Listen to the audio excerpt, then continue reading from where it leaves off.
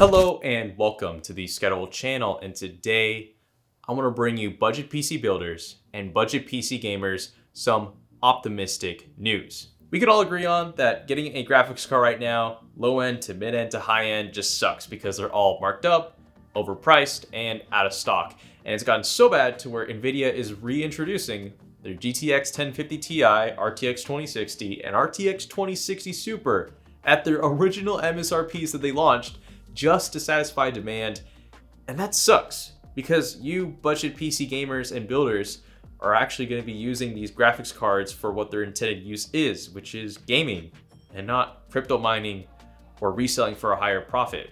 And while things may look bleak, recently, according to a leak that released about 2 days ago regarding the performance of Intel's new 11th gen Rocket Lake desktop processors, we actually got some performance numbers on Intel's new integrated graphics solutions that they'll be using on 11th gen Rocket Lake CPUs, dubbed Intel Iris Xe.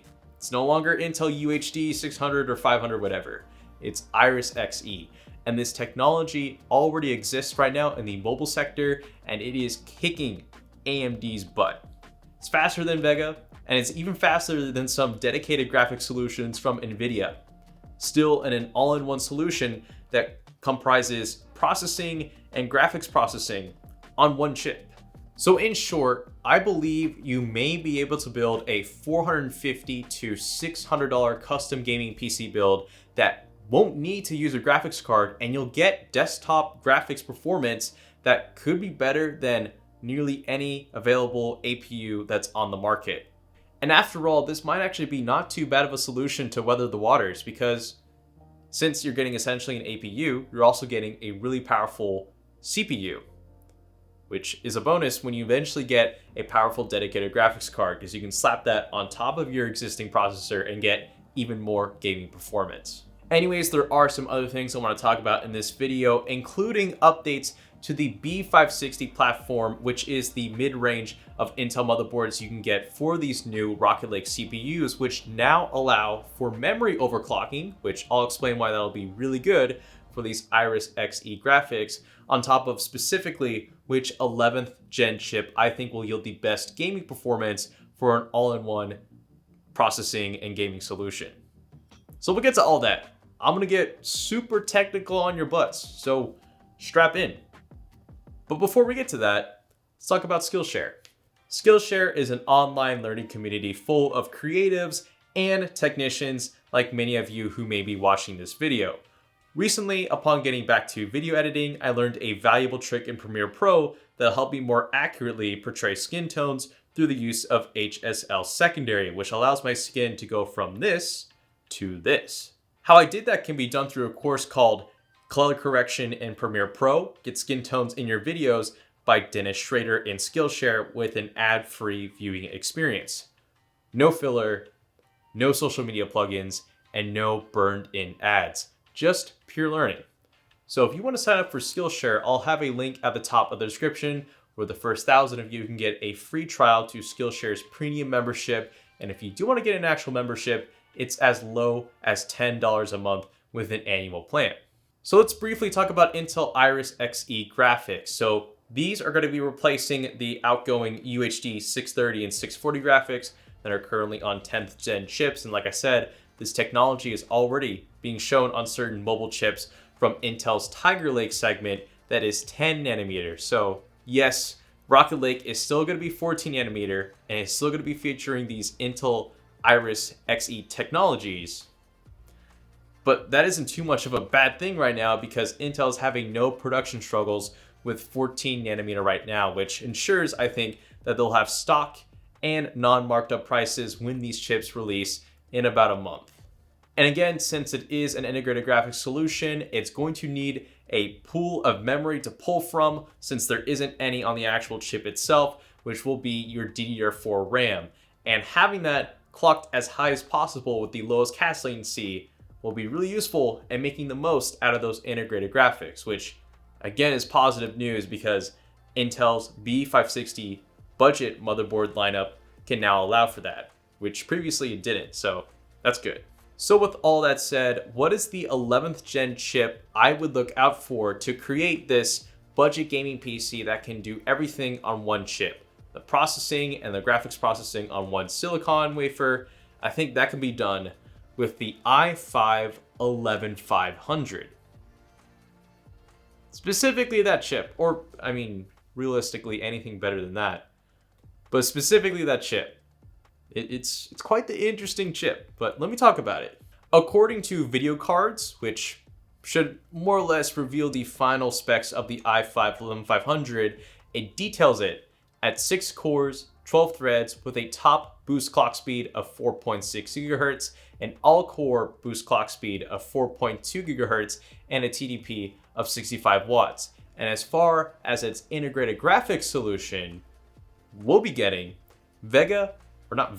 Iris Pro Xe with 32 execution units or 256 cores, which currently on 3D Mark TimeSpy equates to a score of about 1053. Now that score is custom and that is most likely on a pre-production unit that isn't final, so those numbers could be higher after release, but I think there is one discrepancy for that leaked score that I will bring up later to maybe show that it's maybe not as fast as it is.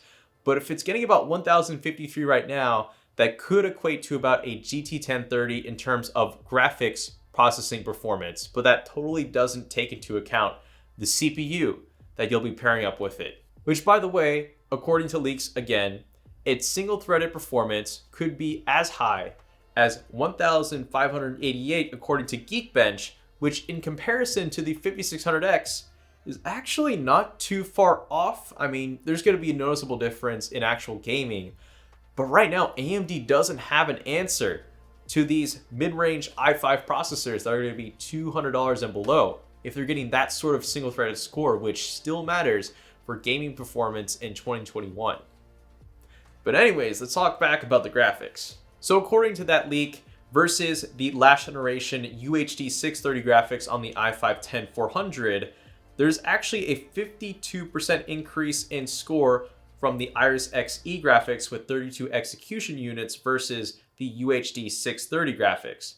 Again, I think there might be a discrepancy there because that custom 3D Mark score, I tried to look up on the actual 3D Mark TimeSpy charts, couldn't find it. I could only find i5 10400 scores with the UHD 630 onboard graphics on TimeSpy that got around 420, which if you use that same 52% increase number, that would actually put the Iris Xe graphics at a score of 638, which is not good at all. I totally don't want to believe that, but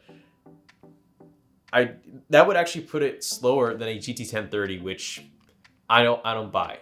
So, I mean, again, take those leaks with a grain of salt. Those may not be final, but I'm really hoping that the integrated performance on those Iris Xe Pro graphics are better than we think. Anyways, the person who actually leaked those scores posted sort of a benchmark video on Bilibili where he actually ran a few games, including CSGO, which I can't tell what this says, but for those of you who can interpret it, tell me what graphic settings CSGO is being run at, because right after that, it shows the i5 11500 with those Iris Pro graphics getting about 80 to 120 frames per second average on CSGO on the Dust 2 map, which depending on the graphic settings can either be a good or bad thing. If those are close to maxed out, that's actually a really good sign because the Ryzen 3400G with Vega 11 graphics gets about 130 to 150 at the absolute lowest settings in CSGO on the same map. But if that benchmark video has CSGO being run at really low settings, then we're in trouble. Because at that point, I might as well stop making this video. But either way, those are leaks. That's probably a pre-production unit, not the final one, with pre-production drivers. Let's hope it's faster or better than we think. Anyways, here are some more comparisons between other graphics cards and processors versus those Iris Xe graphics that you guys might be interested in, including here an i5 10500 and a GT 1030 getting a score of 1088. So that would make sense if the Iris Xe graphics are in line with a GT 1030 like the article that references these leaked benchmarks from. But on top of that, the 1050 with that same processor got a much higher score of 1,880. So I think those Iris Xe graphics might be stretching it to reach that level. If they do, like if the CPU portion of that 11500 is just that good to pull through, that would be great. But again, that's thinking optimistically. And of course, the 1050 Ti, much faster than that. And the 1650, not even close. But just to show, the 3200G at stock speeds for its graphics performance achieved a score of 1080. The 3400G at stock speeds got a score of 1350. And to top it off, the actual Iris Xe G7 GPU that I was talking about earlier in the video with 96 execution units got a score of 1630 and 3D Mark Time Spy. But again, all those scores are just graphics scores. That does not take into account the CPU performance, which will have an impact on the overall performance of all these integrated solutions and dedicated solutions, which those leaks didn't have any sort of overall score to show for. So keep that in mind. However, do note that since B560 motherboards now can support memory overclocking, you can throw in some faster DDR4 memory that can work really well, hopefully, with these Iris Xe graphics, because the same sort of gains that we saw with Vega graphics when you went from 3000 megahertz to 3600 megahertz should probably be seen as well with Iris Xe graphics, because again, they have to pull memory from the main system memory. So that's also good news too, because B460 was limited to 2066 megahertz, and now B560 can go above 40,000 megahertz, not 40,000, 4,000. And of course, you won't need to get a Z590 motherboard to be able to overclock your memory. So that's money saved right there too. So in conclusion, the Intel i5 11500 looks like a promising solution to maybe be the next APU to go for to weather out this storm of having marked up, out of stock graphics cards that you can't get just for basic 1080p gaming. But according to the leaks, I would say let's wait for official final production units to come in, and of course, actual reviewers units to dissect and see if these Iris Xe graphics are just as good as their mobile counterparts that have already proven themselves to be really good.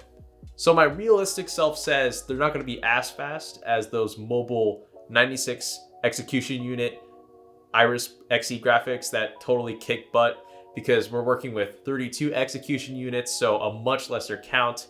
Even though the actual CPU portion of the 11500 I think could actually pull a lot of weight, it probably will cancel out and maybe be a little bit faster than a 3400G.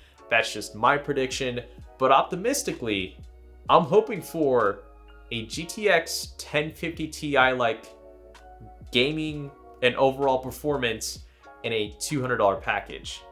That would be really cool. Because right now 1050 Ti's are going for like what, 160 brand new, and with like an i5 10400, those two combined together are probably going to be both over 300 bucks. So having that sort of performance for 100 bucks less would be really nice. But this also kind of shows just how poor of a situation we're all in, because 1 year ago, we could have gotten an i3 9100F and an RX 574 gigabyte graphics card for both for 200 bucks. And that would have been a killer combo for a budget gaming PC. But now we're resorting to using integrated Intel graphics to maybe get by in these times, which is kind of crazy to say. Anyways, I want to thank those of you who made it to the end of this video. It was definitely a ramble, but I had to make it because I think it's at least some positive news in this time of just great uncertainty. So I appreciate those of you who made it to the end of this video. Anyways, if you want to become more involved with the Skydive community, I got a Discord, Twitter, Instagram, TikTok, and a Twitter, and all of that can be found in the description below. And with all that said, this is the Skydive channel signing out.